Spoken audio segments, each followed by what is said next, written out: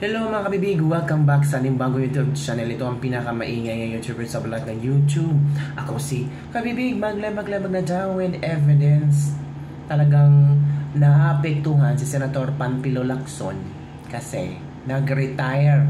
Option daw niya na mag-retire as chairman ng Blue Ribbon Committee. Ala ka? Ganun ba kahina ni Ping Lacson? Sabi ng iba, natural ka, bibig, wala pa naman siya napatunayan na. Bilang chairman ng Blue Ribbon Committee, meron naman siya napatunayan, meron naman siyang napagsalita na mga resource person para magbulgar ng pangalan ng politiko. Wala naman Tanging si Marcoleta yata. O si Marcoleta, si Mariskaya, may nabulgar na politiko. Yung si Orly Guedoza, Guteza, may nabulgar na mga politiko. Ang yung pangalan na hindi dapat i-mention. Martin Romualdez. Diba? Si Lacson, meron ba na-achieve sa kanyang pagka-chairman ng Blue Ribbon Committee? Nagpa-konsensya si Lacson, sinisi niya ang mga senador. Oo. Sabi ni Lacson, no amount of criticism from misinformed citizen and partisan sectors can distract or pressure me from doing my job right. But when my own peers start expressing their group or individual sentiments, maybe it's the best to vacate. Ikaw naman, Lacson. Ikaw yung palaging nagpapa-interview. Diba? Kung hindi ka palaging nagpapa-interview at wala kang sinasabi na kung ano-anong kainik-ikan dyan, natural hindi ka sasagutin ni Marcoleta. Natural, Marcoleta is preserving the name of the Senate.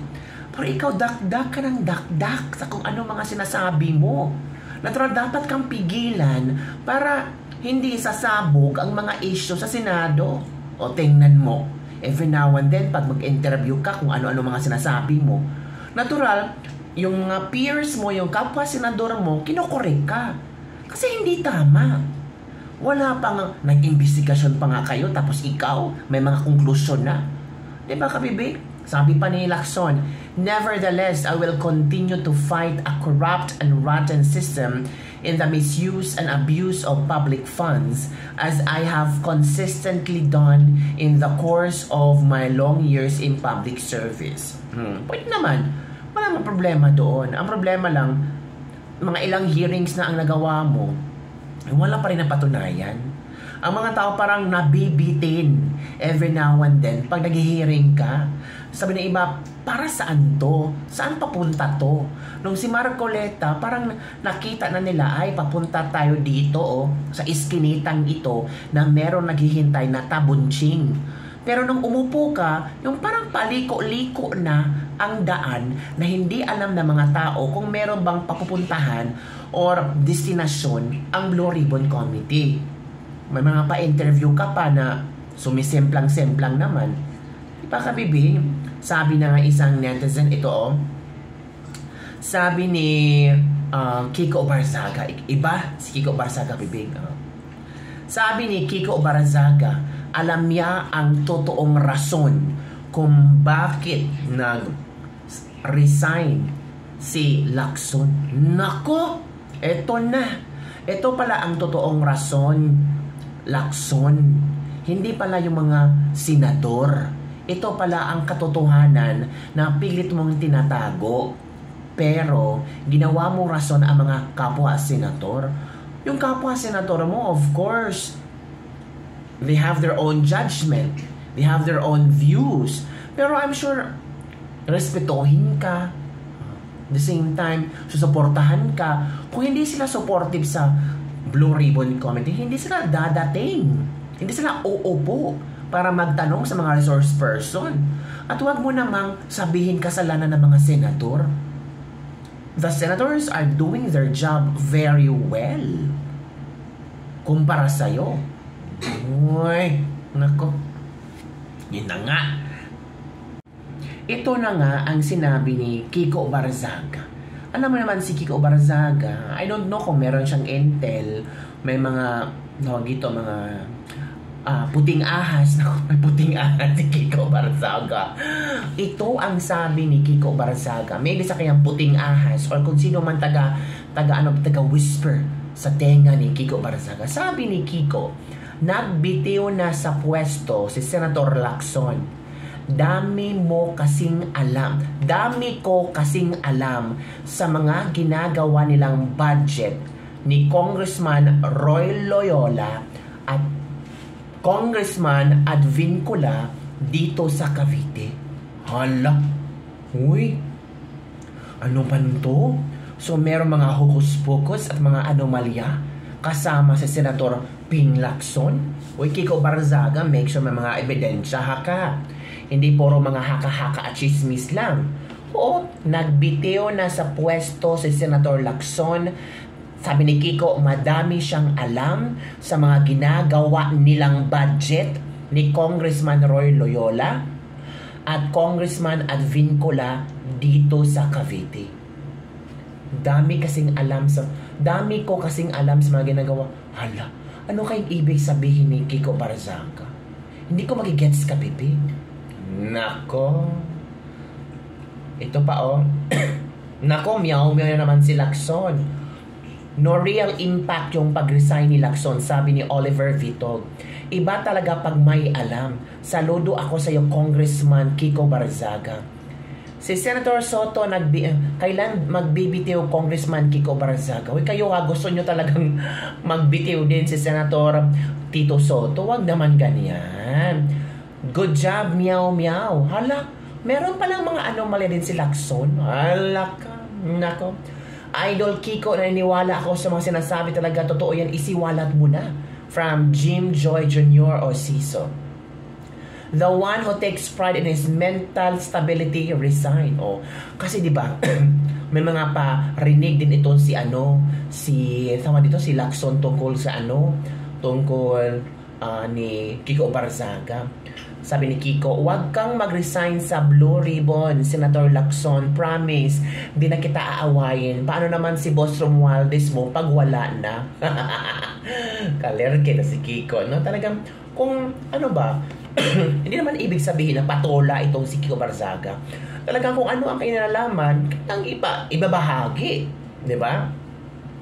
Sabi ni Lacson, kung nagkukulang na ng pagtitiwala ang aking kasamahan, especially kung mas marami sa kanila hindi na masaya sa aking pag-handle sa Blue Ribbon, naisip ko na rin maybe stepping down is an option.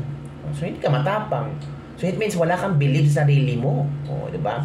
Sabi ni Kiko Barzaga, hindi lang kapwa mo senador, buong Pilipinas wala nang tiwala sa iyo. Oh. Grabe si Kiko, ang sakit yun. Buong Pilipinas, walang tiwala kay Senator Ping Lacson. Sabi ni Kiko, ay hindi sabi, di ba?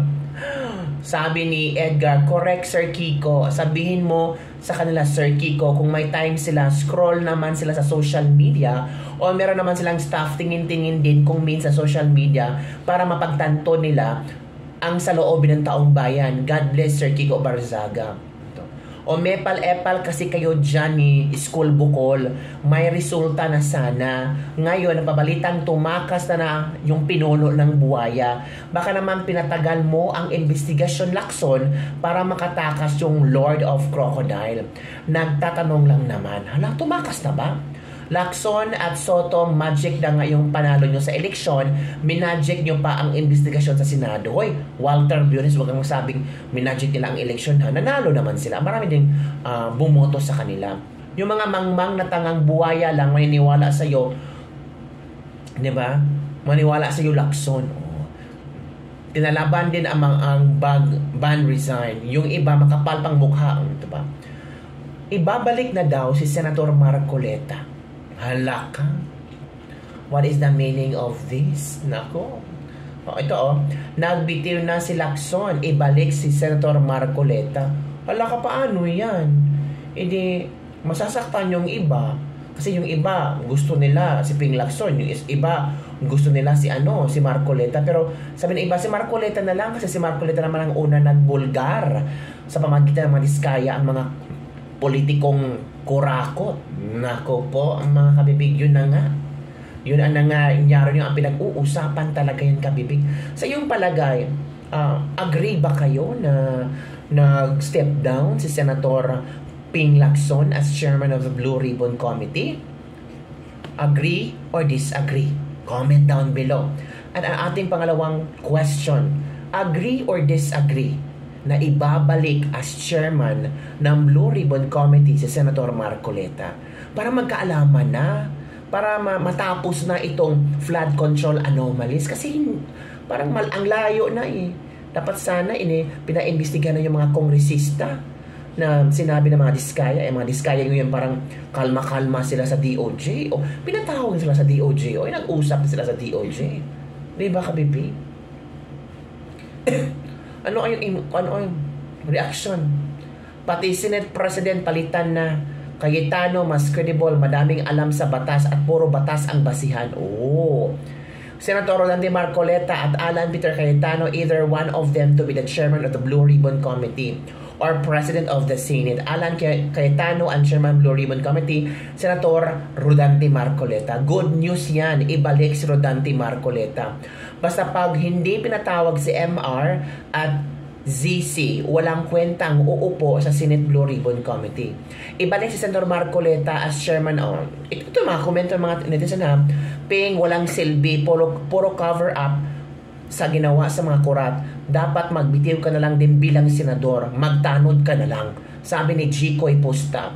Pwede naman, kasi saan ka ba naman nakikita na nasa hearing nyo, request ng DOJ, dalhin sa opisina nila, pumayag ka kaagad. Pagbalik may salaysay na nakahanda. Kung may hearing kayo, hayaan nyo muna matanong siya ng mga senador bago dalhin sa DOJ. Kaso, hindi. Patapos hearing, pinapadala nyo na agad sa DOJ. Nasa inyo ang jurisdiction ng resource person nyo habang nasa hearing, wala sa DOJ. Tapos pinag-initan nyo lang 3 senador na kasama nyong mga nasa kamara, hindi nyo pinatawag. Asa na yung 17 na congressman na nabanggit ng mga Diskaya? Bakit hindi nyo pinatawag? O tingnan mo, from Miguel Lee Laguardia. Salamat po, Senator Ping Lacson. Best decision ever. Isama nyo na rin po si Soto, please. O ipagpatuloy mo, imbestigahan mo rin yung buhaya. Umpisahan mo rin. So yung Senator Marcoleta is the right man for the job to lead the Senate Blue Ribbon Committee. Wala siyang sasantuhin. Kakalkalin lahat. Mapanagot lang ang mga tunay na may sala. Ibalik si Marcoleta. Yan mga kabibi. Yan ang masarap pakinggan. Good news ito sa mga taong nawala ng nagalit na sa Blue Ribbon Committee kasi wala, suspended, di ba, ang Blue Ribbon Committee, na-suspend siya, hindi pa daw sila mag-hearing kasi ganito, ganyan. And then today nalaman natin na si Lacson ay mag-i-exit as Blue Ribbon Committee chairman. So it means ano ba yan? So yun lang kabibig ang ating Ladies Lebak-Lebak for today. Don't forget to like, subscribe, and share this video para sa mga latest trending news na ating pag-usap-usapan. At shoutout sa ating mga OFW dyan. Ano ang inyong komento hinggil dito? Payag ba kayo na si Lacson ay mag-resign or hindi? Payag ba kayo na si Senator Rodante Marcoleta ang papalit ka Lacson? Oo or hindi? Comment down below. Bye everyone. See you next time.